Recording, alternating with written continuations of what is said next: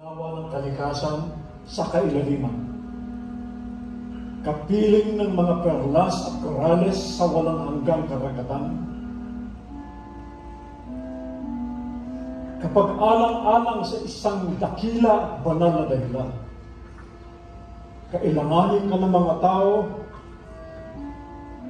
malalaman ng Diyos kung paano ka iaahon sa sinapupunan ng mga alon. Samantala, diyan, hindi ka makagagawa ng masama. Hindi mo may babaltot ang tuwid at hindi ka makakapagsulsul ng kasakiman. Nasaan ang kabataan na mag-aalay ng kanyang kasaliwaan,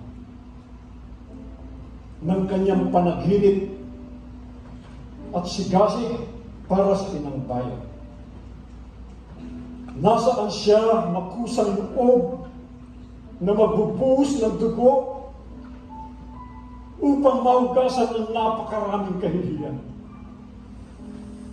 ang napakaraming pagkakasala, ang napakaraming kasuklan-suklan? Nasaan ka, kabataan? Dalisay at walang bakit ang dapat na ialay upang tanggapin ang paghahandog. Nasaan kayo, kabataan, na magsasakatauhan sa sigla ng buhay na sumakas sa aming mga ugat,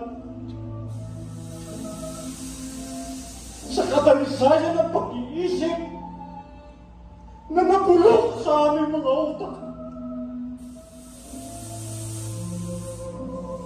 sa apoy ng sigasig na napugtos sa aming mga puso. Hinihintay namin kayo, kabataan.